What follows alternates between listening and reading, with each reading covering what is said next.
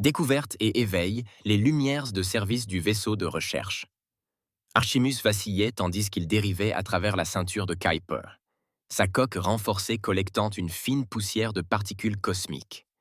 Sur le pont d'observation, le docteur Ilara Novik pressa sa paume contre le hublot, son reflet la fixant, ses yeux sombres sur sa peau cuivrée, ses cheveux tirés en arrière en un chignon pratique. Docteur Novik, crépitèrent les communications du vaisseau.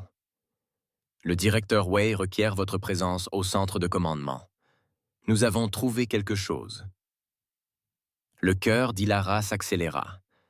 Après 18 mois d'exploration d'astéroïdes et de collecte d'échantillons de glace, ils n'avaient pas trouvé grand-chose pour justifier l'investissement de la Fondation pour la science interplanétaire. Ils n'avaient pas trouvé grand-chose pour justifier l'investissement de la Fondation interplanétaire pour la science. Cette expédition était censée prouver ses théories sur l'activité humaine précoloniale au-delà de Mars. Sans résultat, sa carrière était terminée. Le centre de commandement bourdonnait d'activité tandis que des écrans holographiques projetaient une image tridimensionnelle de ce qui semblait être un astéroïde, sauf que les astéroïdes n'avaient pas de motifs symétriques gravés à leur surface. Gravés à leur surface. Nous l'avons détecté derrière l'ombre d'Eris, expliqua le directeur Way, son visage buriné illuminé par les écrans. Une signature énergétique différente de tout ce que nous avons enregistré. Certainement artificielle. Extraterrestre? Demanda Elara en se penchant pour examiner la projection.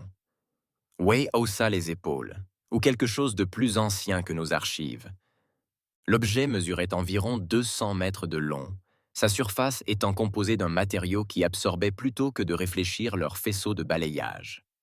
Le plus intrigant étaient les motifs géométriques qui pulsaient d'une faible luminescence bleue le long de sa coque.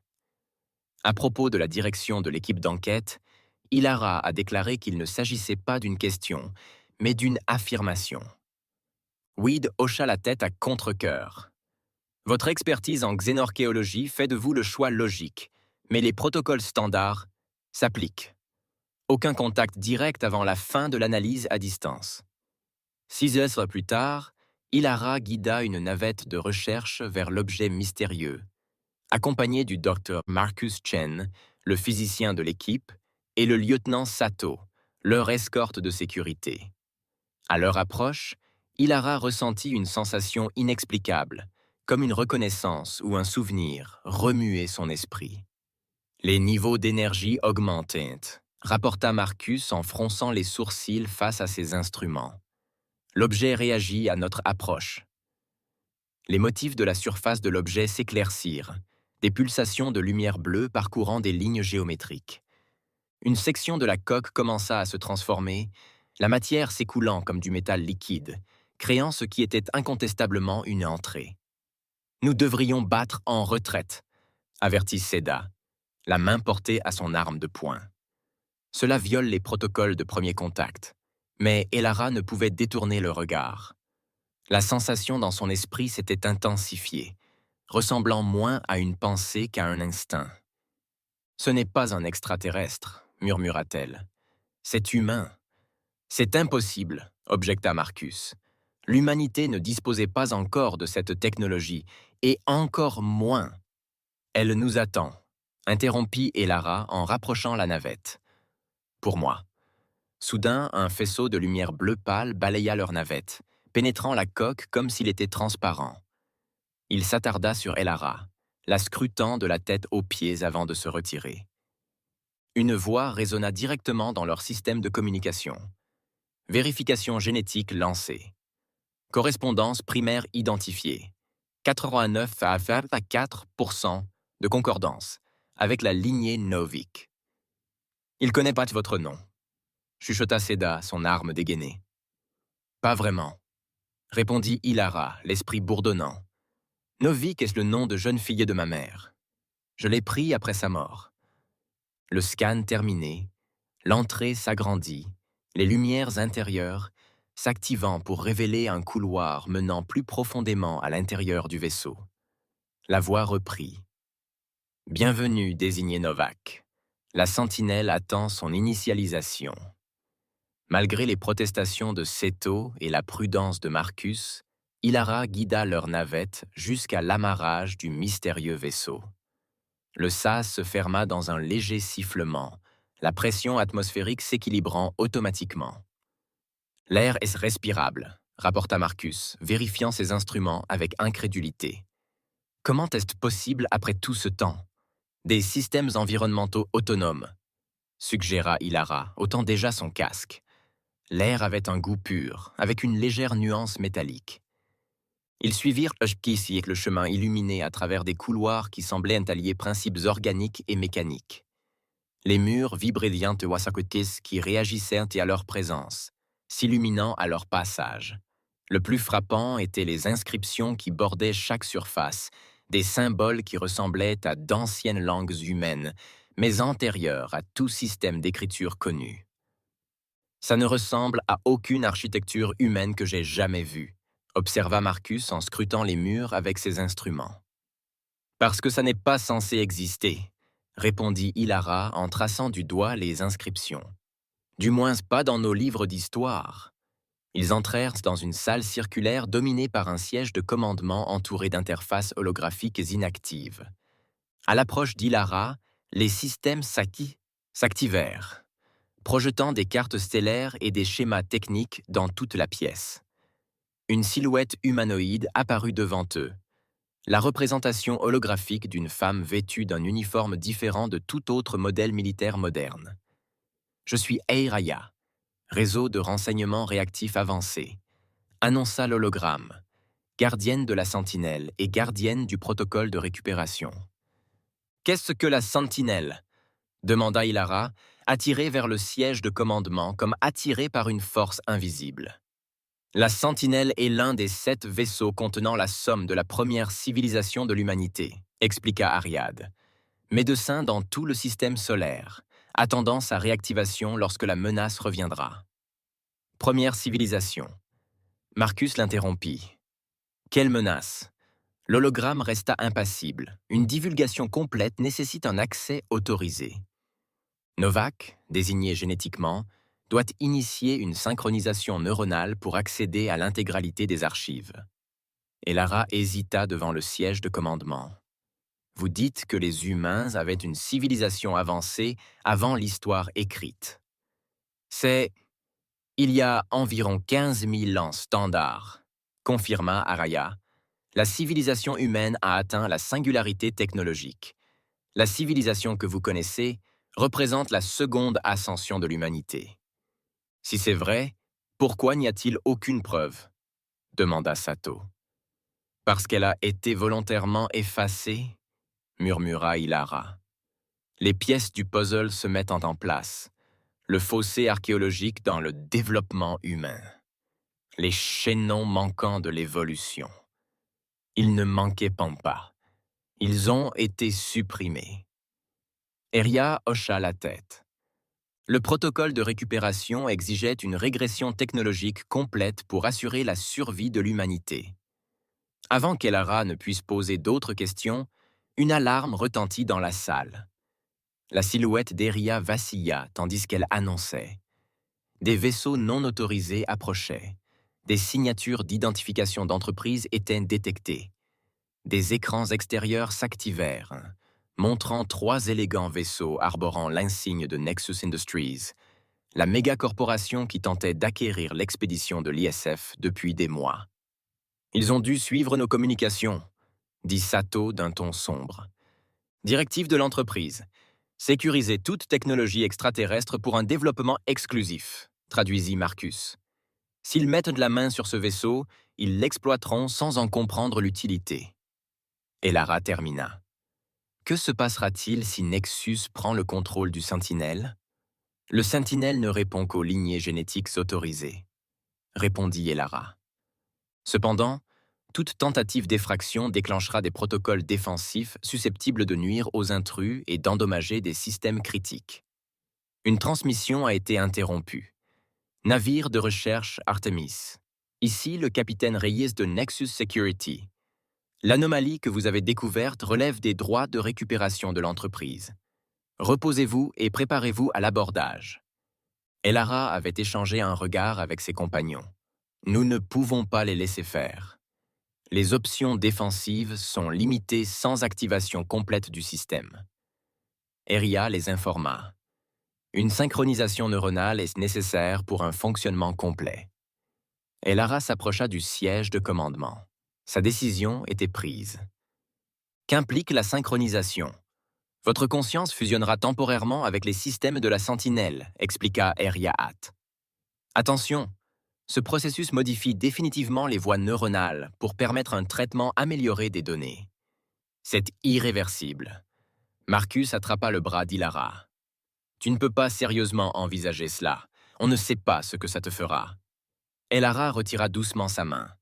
Si Aria affirme la vérité, ce vaisseau détient des connaissances susceptibles de transformer notre compréhension de l'histoire humaine et de nous protéger de toute menace qui pourrait revenir. À l'extérieur, les vaisseaux Nexus déploient des navettes d'abordage, leurs grappins magnétiques se préparant à percer la coque du Sentinelle. Le temps est compté, prévint Eria.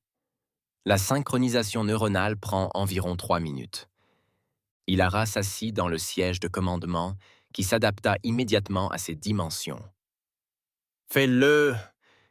Des filaments s'étendirent de l'appui-tête, se connectant à l'implant neuronal d'Ilara, équipement standard des chercheurs pour interagir avec les systèmes de données des expéditions. Des informations envahirent sa conscience, des cartes stellaires millénaires, des systèmes d'armes dépassant l'entendement humain actuel, et des souvenirs qui n'étaient pas les siens. Une civilisation à son apogée, puis en train de sombrer sous un ennemi terrifiant. Elle revoyait la Terre telle qu'elle était autrefois, avec ses mégapoles atteignant la stratosphère et ses chantiers navals orbitaux construisant des vaisseaux comme le Sentinelle.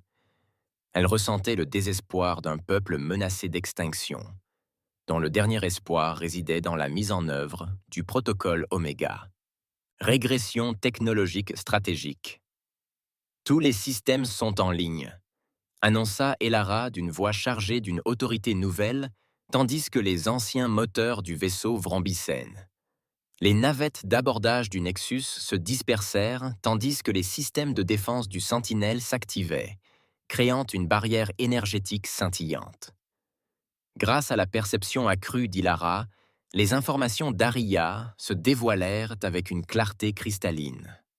La Sentinelle était l'un des 7 vaisseaux cachés dans tout le système solaire, chacun contenant un fragment de la connaissance collective de l'humanité, préservé pour le jour où les moissonneurs reviendraient, des organismes collectifs à base de silicium qui consommaient systématiquement les mondes, transformant la matière en extension d'eux-mêmes. « Nous devons avertir la Terre », dit Ilara, les systèmes tactiques du vaisseau indiquant la trajectoire de retour la plus efficace. Les moissonneurs reviennent. Des capteurs longue portée ont détecté leur approche il y a 3 jours. Ils ne nous croiront jamais, objecta Sato. Pas sans preuve. Alors nous leur en apporterons, répondit Ilara, sa conscience désormais liée à la vaste base de données de la Sentinelle. Cap sur la Terre, le second réveil commence maintenant. Alors que l'ancien vaisseau accélérait vers le système solaire interne, laissant les vaisseaux Nexus loin derrière, Elara sentit le poids de 15 000 ans d'histoire cachée peser sur elle. L'humanité avait déjà frôlé l'extinction et choisi d'oublier plutôt que de se souvenir. Cette fois, il lui faudrait se souvenir de tout pour espérer survivre. Retour et aux révélations. Le voyage vers la Terre a duré 36 heures, une fraction du temps qu'il aurait fallu avec des moteurs conventionnels.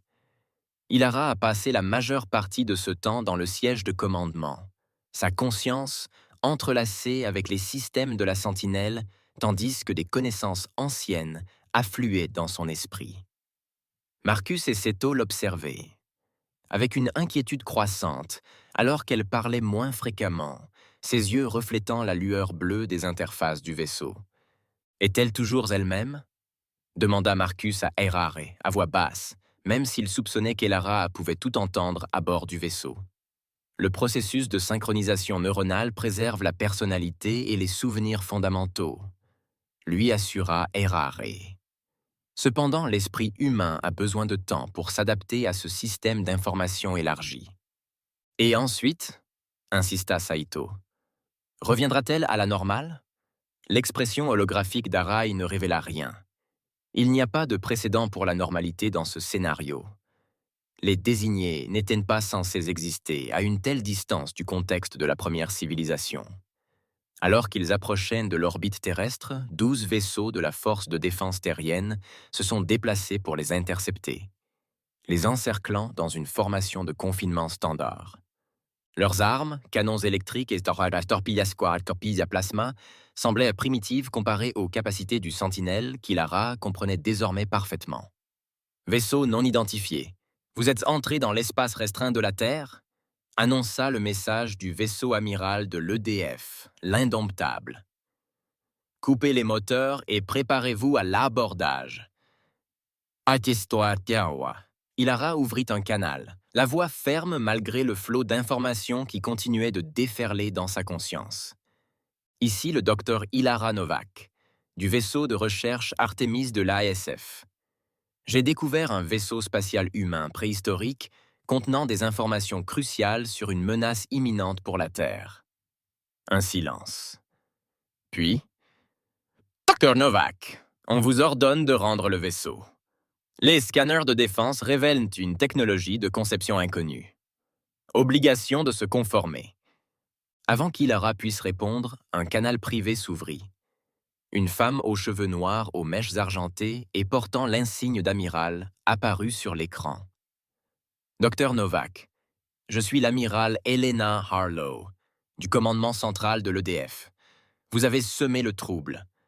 Nexus Industries a porté plainte pour vol contre vous, et mes supérieurs s'inquiètent des signatures d'armes que nous détectons.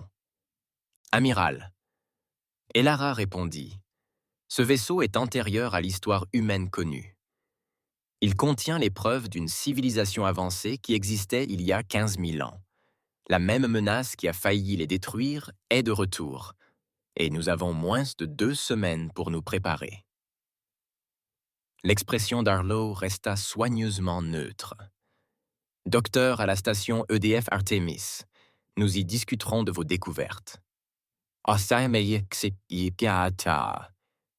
heures plus tard, Elara était assise dans une salle d'interrogatoire stérile, des amortisseurs neuronaux l'empêchant d'accéder à l'interface de la sentinelle à laquelle elle s'était habituée. Face à elle, l'amiral Harlow étudiait les données des scanners neuronaux d'Ilara, tandis que 2 agents de sécurité montaient à la garde. « Votre activité cérébrale présente des schémas inédits », remarqua Harlow. Les médecins affirment que votre architecture neuronale a été fondamentalement altérée par une technologie inconnue. Zone intégrée à mes systèmes, expliqua Ilara. L'information est authentique. Amiral, les moissonneurs sont réels et ils approchent de notre système solaire. Harlow posa sa tablette. Dr. Novik, connaissez-vous l'excavation lunaire de 2039? Ilara fronça les sourcils. L'exploitation minière qui a découvert ces formations cristallines inhabituelles a été abandonnée après que des effondrements structurels ont tué 17 ouvriers. Ce n'était pas seulement un effondrement structurel, dit Harlow d'une voix calme. Mon père dirigeait cette expédition. Le rapport officiel ne mentionne pas ce qu'ils ont découvert enfoui sous la surface lunaire. Une technologie cristalline aux propriétés insoupçonnées. La nuit suivant l'analyse des échantillons, mon père s'est réveillé en hurlant à propos de vaisseaux de cristal dévorant des mondes. Il ne s'en est jamais complètement remis. Les moissonneurs laissent des vestiges cristallins, dit Ilara en se penchant en avant. Votre père a trouvé des preuves de la première invasion, où il a découvert des formations naturelles qui l'ont conduit à des délires paranoïaques, rétorqua Harlow.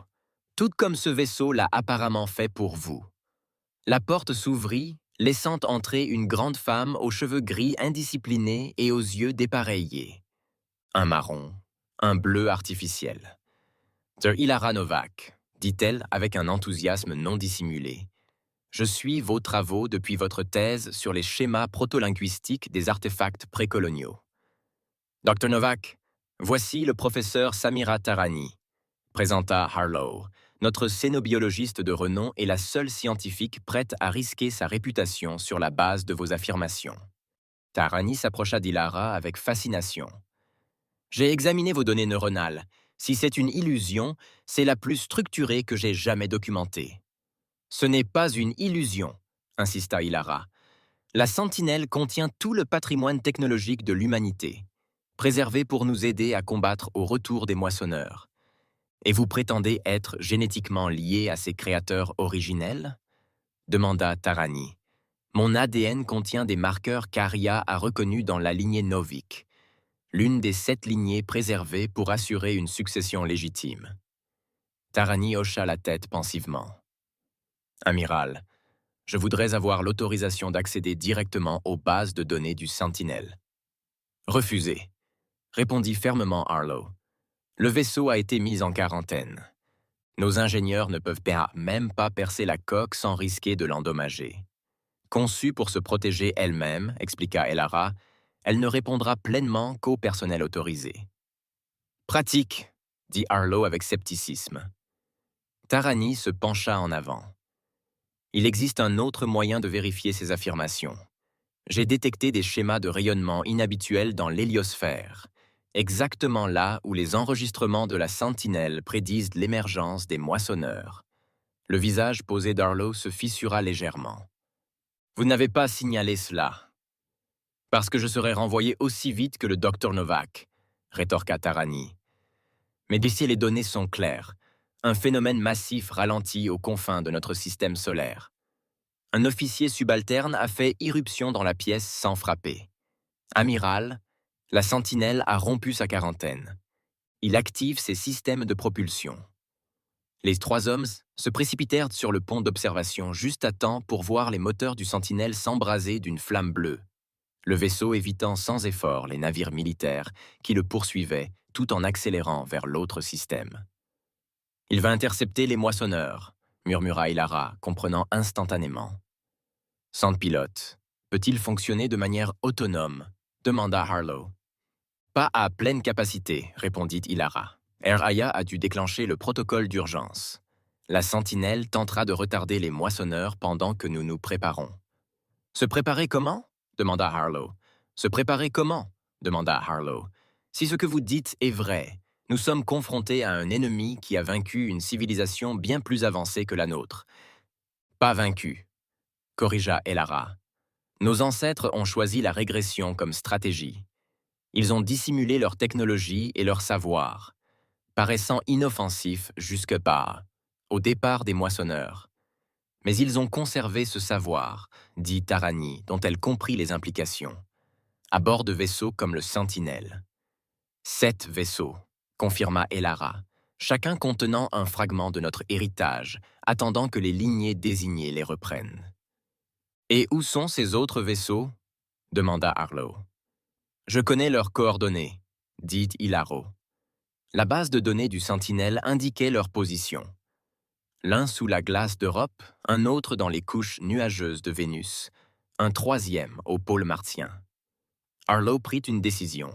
« Professeur Tarani, rassemblez une équipe de nos meilleurs scientifiques. Je veux tout savoir des données neuronales du Dr Novak. Les meilleurs scientifiques. Je veux tout ce que nous pouvons apprendre des données neuronales du Dr Novak. Je m'occuperai des politiciens. Ils ne vous croiront pas, prévint Hilaro. Alors je les forcerai à croire, répondit Harlow d'un ton sombre. Mon père a passé 20 ans à être traité de fou. Je ne laisserai pas sa justification arriver trop tard pour sauver l'humanité. Au cours de la semaine suivante, les gouvernements du monde entier ont réagi avec un scepticisme prévisible aux avertissements de Harlow. Nexus Industries a lancé une campagne médiatique affirmant que Sentinel était leur technologie exclusive, volée par Elara, seulement lorsque des télescopes à longue portée ont confirmé l'approche de la masse. Trop grande et trop intentionnelle pour être naturelle, la tendance a commencé à s'inverser. Elara travailla sans relâche avec Tarani, extrayant chaque information utile de sa mémoire améliorée. Des équipes furent dépêchées pour localiser les autres vaisseaux sentinelles, tandis que les forces de défense se mobilisaient dans le monde entier.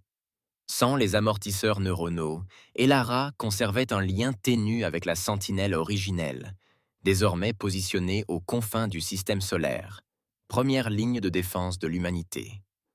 Cela nous fait gagner du temps, expliqua-t-elle lors d'une réunion d'urgence du Conseil de la Terre unie. Mais cela ne peut les arrêter à lui seul. À quoi sommes-nous confrontés exactement?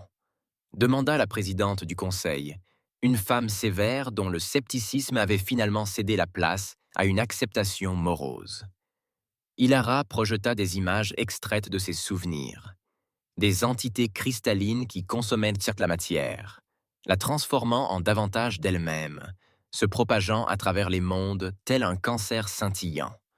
Les cueilleurs ne nous reconnaissent pas comme une vie intelligente, expliqua-t-elle. Ils perçoivent les espèces organiques comme des ressources à exploiter. Nos ancêtres ont découvert qu'en apparaissant technologiquement primitifs, nous étions considérés comme une cible peu prioritaire. Alors nous faisons à nouveau semblant d'être primitifs. Un autre membre du conseil s'esclaffa. Non, répondit fermement Ilara. Cette stratégie ne fonctionnait que parce que les moissonneurs poursuivaient leur cycle de récolte galactique. Ils reviennent spécialement pour la Terre, et les apparences ne les décourageront pas. Alors, que proposez-vous, Dr. Novak? Demanda le président. Nous nous battons, dit simplement Elara. Avec chaque parcelle de notre héritage oublié, nous pourrons le récupérer à temps. 2 jours plus tard, l'expédition vers Europe revint avec le 2e vaisseau Sentinelle, celui-ci contenant une technologie d'armement adaptable aux plateformes de défense existantes. L'équipe martienne rapporta avoir localisé le 3e vaisseau enfoui sous la calotte glaciaire polaire. L'humanité travailla avec une unité sans précédent, entreprises et gouvernements mutualisant leurs ressources pour une défense commune. Hilaris se tenait sur la plateforme d'observation de la station EDF Artemis, observant la Terre tourner en contrebas, belle, fragile et inconsciente d'avoir déjà frôlé l'extinction. L'amiral Harlow la rejoignit, lui offrant une tasse de thé fumant. La première sentinelle a engagé le Harvester Vanguard, rapporta Harlow. Il fonctionne au-delà des attentes, mais le gros des forces arrivera dans les 48 heures. Elara hocha la tête, ressentant l'écho lointain de la bataille à travers sa connexion avec le vaisseau. Il n'a jamais été conçu pour combattre seul. Serons-nous prêts? Demanda Harlow. La question attendait avec responsabilité.